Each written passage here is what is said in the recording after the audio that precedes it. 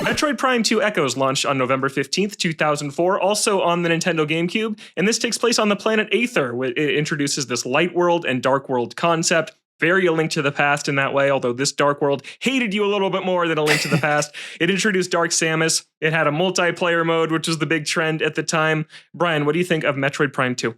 So, I mean, I think that history has been kind to Metroid Prime 2. I think it was a really an insurmountable task for the development studio to put this game together, sort of, arm cannon to head in 2 years' time with Nintendo's oversight and hit the same levels of highs and revolutionary new everything that the first game did, right? You're just not going to get that. Like Prime 1 hit and there was nothing like it in the entire world. And Prime 2 was more of that with a couple of new twists, but it was predominantly building off of the successful foundation of the first one, and players weren't as excited, right? It's just, it didn't sell as well, and it's kind of a bummer because it introduced, Dark Samus, the light dark world thing that you just described, created some really interesting gameplay mechanics. It's harder, which I think is pretty cool. Like they deliberately made a more challenging game,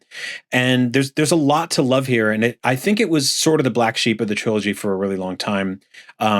And people have come around on it a lot more. And so at the time, it was a little odd because it just didn't have that new car smell the same way, right? Or new airship, whatever you want to call it. But the longer we've gone from it, it makes me bummed out that Nintendo didn't make a way for players to access Metroid Prime 2 and 3 leading up to Prime 4. The remastered version of Prime 1 is awesome. It's beautiful. It feels like there was a great opportunity to do that. Maybe they'll do it in the next 24 hours before Prime 4 comes out. Probably not.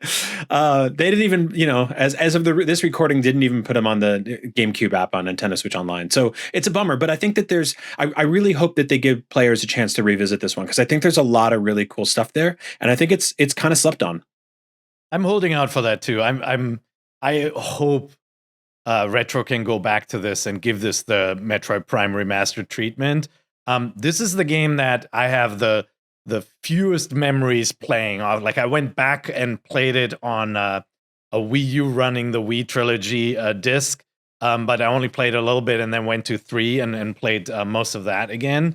I remember not loving the Dark World. And because it was punishing and it wasn't an interesting place to be. And like, you could say that about Link to the Past too. Like the first time you go into the Dark World, you're Bunny, you don't want to be there, right? Like, and then whenever you go back, like you do take more damage in the Dark World.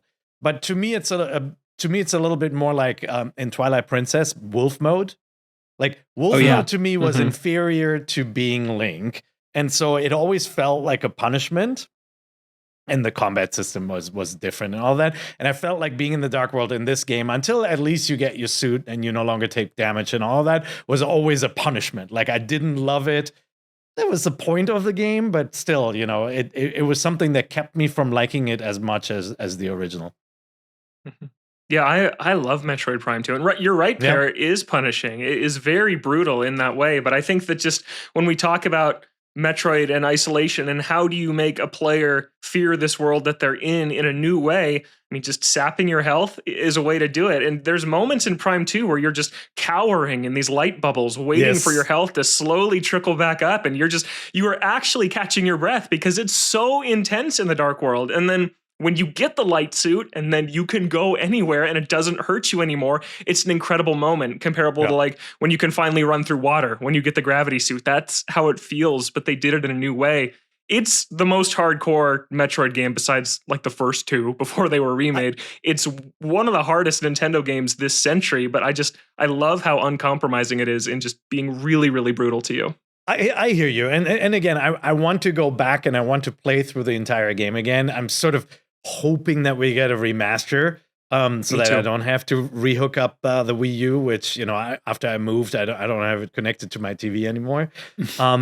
I know, Nintendo Land, gotta go back eventually. But to me, it's like, what if Metroid Prime, you got dropped into lava and like, a couple of minutes into the game, and it's like, well, you're constantly losing energy now. Like, that's what it felt like to me.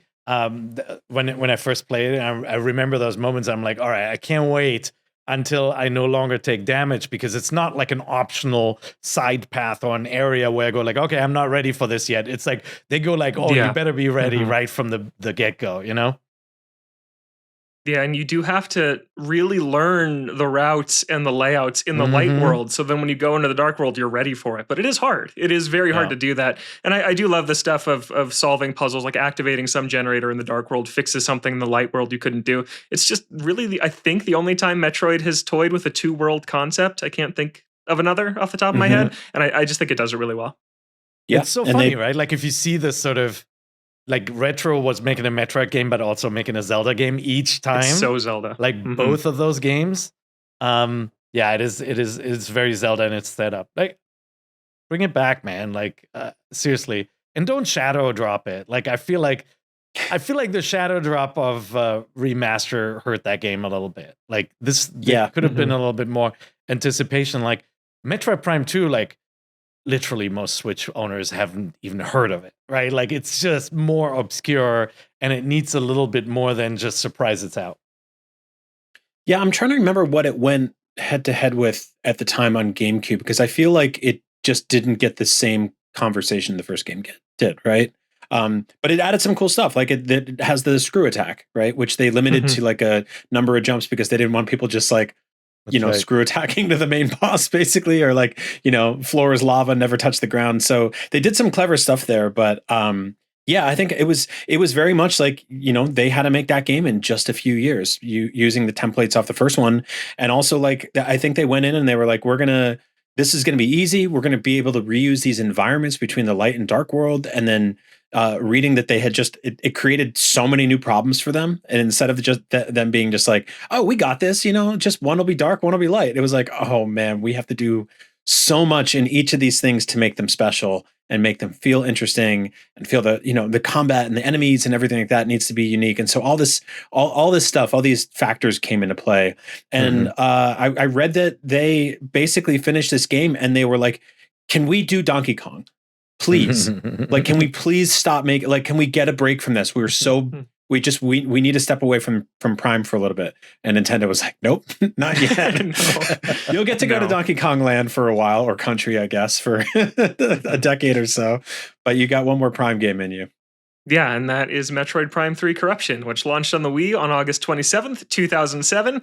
And my biggest takeaway from Prime 3, which I played this year after not touching it for a very long time, is that this game is a Wii game that loves being a Wii game. It is in that early generation where it is just so motion control heavy. And I actually think some of it is kind of neat that you use the Wii remote as Samus's hand to grab a lock on a door, twist it and push it in to unlock every door.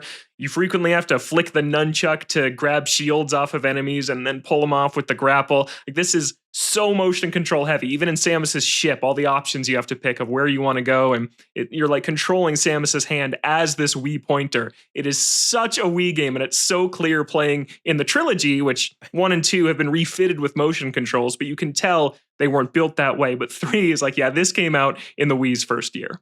Yeah. And it's a little annoying, right? Like it's a little, yeah. To me, it's like when you use VR for the first time and you play a game like I remember the Batman game, right? Like where the first time you're this immersed and you're interacting with the world at this degree, it's like super cool and fresh.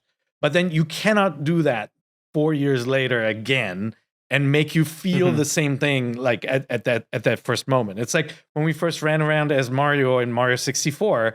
In the garden, like just climbing on the trees and doing a handstand was unique. If you did that now, people would go like, what the hell? Okay, right? Like, why do I do a handstand? And this game is like that, where like you start off and like you slowly press buttons in the ship and select things. And like after you've done it once, you're like, please don't make me do it again. It's very difficult to go back to. Now, there's a really cool game underneath here. And like I will also say that this sort of the experiences designed around the motion controls were kind of cool, right? Like this sort of slingshot, like you see it here in the marketing footage, or like ripping a panel open. There's something really, you do that with a nunchuck, which means it works like 1 in 3 times only. Yes, it's so terrible. I can't believe how much they make you do that. Yeah, and but But the one interaction I really loved, and I remember really loving back then, was the welding. We point at the screen, you go, shh, like, or what is it, cutting? Is it plasma cutting? One of the two. It's both. Where you sort of trace an outline. I thought that was really, really cool and immersive at the time. But going back to it now, I think the game would actually benefit from taking some of that away. Yeah, I agree. And I loved this game, and this felt like a sort of return to form, and again, didn't quite hit the same highs as Prime 1 for me, but it came really close, and it added a bunch of stuff that I thought was really impressive at the time, like being able to sit inside Samus's gunship and interacting with things there. But there was also, if I'm remembering correctly, depending on what games you had saved on your Wii at the time, if you had the the little memory blocks and stuff like that, things would appear inside your gunship cockpit. Yeah, if you have a Mario keychain, maybe people will buy it this time. Yeah. It was that, and I think I had a bobblehead of my Mii that was sitting on the dashboard. And there was a lot of really cool stuff like that, because this was, I think, one of the first ones where you could get into your ship and fly to different locales and planets and stuff. Also, like, a lot of the biomes in this game were awesome once again, right? And they kind of, like, I feel like there was a lot of, like, sort of like oppressive, very highly technical robotic space station stuff in the second one, and then the third one they went back to sort of a lot more organic biomes, and there were places that just straight up looked like lush and beautiful, and it was like, well, does this make sense for a Metroid game? And then you'd get in there and you'd be like, oh, it does. And they did some really interesting stuff with verticality in terms of, like, grappling hooks and these, like, sky rails that you could fly around on. That were like really cool. Yeah. Really cool way to get around a Metroid game, and also, like, give you a little bit of, like, there's a bottomless pit beneath me, and I'm literally holding on with motion controls right now. Like, there's it led to some really cool stuff, and so it was we didn't know at the time that the series would basically go dormant for however 50 how many years? 18 years. Wow. Crazy. And we got Prime Hunters and stuff like that, and Federation Force, but, like, we didn't get another dedicated Metroid Prime game after this until now, and it's nuts because this was so successful to me. Yeah, it's. I mean, I actually, like, when you're watching this footage, you can see how cool and natural it was to have free look and being able to look around in this game, right? Like, with when the Wii Motion Plus was working, it was actually really, really good. I think you had to adjust your sensitivity settings to make it as snappy as you're seeing in this old footage here.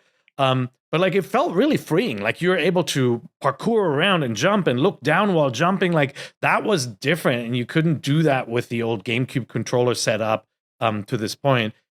When it didn't work, that's when it was a problem, right? Like, when you get to the edge of the boundary box and, like, it snaps back, or it loses, it's no longer centered, or, like, you have to use the nunchuck, and the nunchuck kind of goes shopping for a while and returns later to actually work. Like, those were the moments when it became then worse than the original Prime games, and like, you were taking out of the experience. And then I will also say that the world in 3 is not as coherent. Like, Prime has such a cool, like, world setup, and the way it connects and the way it opens up, I always vastly preferred to the sort of floating island setup of Prime 3.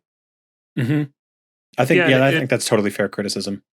It's like, instead of elevators, there's different places for your ship to land, and then you find a new launch pad and you summon your ship to it. So it is kind of a clever way to eliminate a ton of backtracking. If that's something you don't want to do, is if I need to get over there, I can go to any helipad, any launch pad. It's not just this elevator connects to this one and this one to this one. All of the launch pads can go to anywhere on that planet. I think that was what they were trying to get at. But I agree. But Prime 1, it is just this interconnected maze that is incredible and probably really, really hard to make. And I think looking at Prime 4, it's seeming like it's going to be something similar, where you go to these self-contained levels and then you drive in the desert to the next one. So it's not, you need to remember all these complex elevator paths to get from point A to point B. You just leave, hop on the bike, which will pull Samus out to the third person, like we've been talking about. We're going to see a lot of Samus's suit on the bike, presumably, and then drive to the next area. I think that's how it's going to work.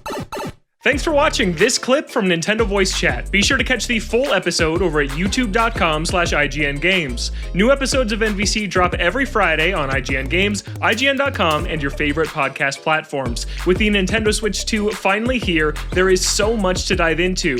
We appreciate you tuning in, and don't forget, NVC is the only place you can get the thing.